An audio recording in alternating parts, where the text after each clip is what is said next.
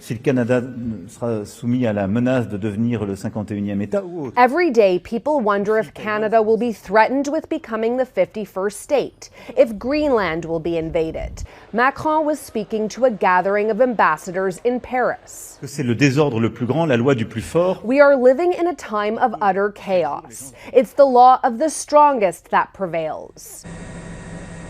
His comments come days after the U.S. launched a military operation in Venezuela. Emmanuel Macron stood before French ambassadors at the Élysée Palace, and his words carried weight that diplomatic circles immediately recognized as serious and deliberate as the President of France delivered some of his strongest criticism yet of Washington policies under the President of the United States. Donald Trump accusing the United States of breaking free from international rules and gradually turning away from allies as the statement landed while European powers scrambled to respond to Trump's aggressive foreign policy moves.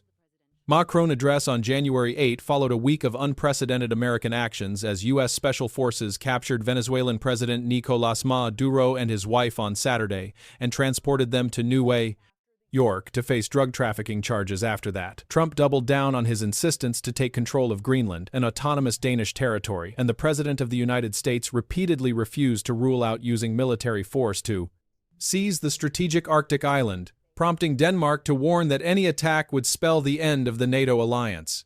The French leader spoke directly about Trump's territorial ambitions, stating that global governance remains key at a time when every day people wonder whether Greenland is going to be invaded and whether Canada will face the threat of becoming the 51st state, marking the first time Macron directly addressed Trump threats against Canadian sovereignty, as the President of the United States had not raised the Canada annexation rhetoric for several weeks after repeatedly making the assertions throughout 2025.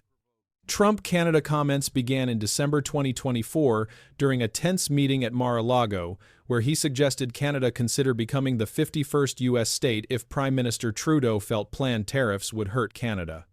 Economy, as Trump referred to Trudeau as Governor Justin Trudeau of the great state of Canada, and continued this rhetoric throughout early 2025, stating at the World Economic Forum that Canada could avoid tariffs by becoming a U.S. state, with press reports describing shocked gasps in the hall.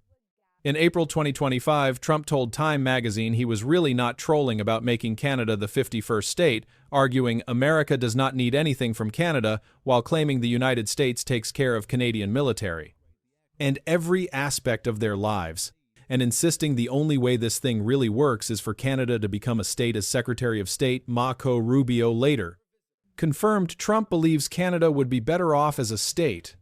Current Canadian Prime Minister Mark Carney has consistently rejected these proposals, telling Trump directly during a March phone call that annexation will never happen, while former Prime Minister Trudeau previously urged lawmakers and business leaders to take the threats seriously, stating there is not a snowball chance in hell that Canada would become part of the United States, as Canadian public opinion overwhelmingly opposes the idea, with polling showing only 18% support in Alberta, the province least resistant to such proposals.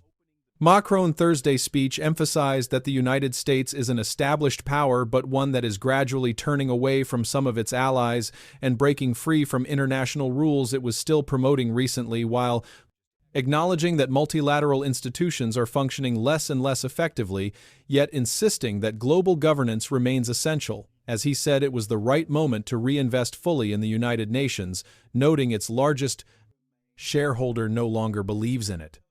The White House on Wednesday flagged U.S. exit from 66 global organizations and treaties roughly half affiliated with the United Nations, with Trump identifying these as contrary to the interests of the United States, marking a dramatic escalation of American isolationism that European leaders viewed as confirmation.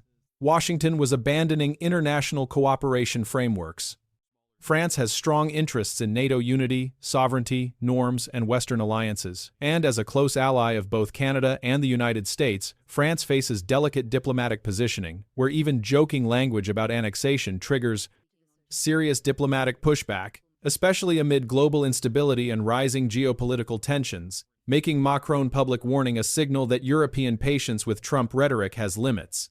German President Frank-Walter Steinmeier joined the criticism, stating at a symposium in Germany that Trump actions and comments show global democracy is being attacked as never before, while Prime Minister Carney spoke with German Chancellor Friedrich Merz about shared support for the sovereignty and territorial integrity of Denmark, including Greenland, with both leaders agreeing these principles must be respected in accordance with international law. Macron urged Europe to protect its interests and called for consolidation of European regulation of the technology sector, stressing the importance of safeguarding academic independence and praising the idea of a controlled information space where opinions can be exchanged freely without being shaped by algorithms of a few powerful platforms, as he defended the European Union Digital Markets Act and Digital Services Act as essential tools, even as Washington denounced these rules as attempts to coerce American social media platforms.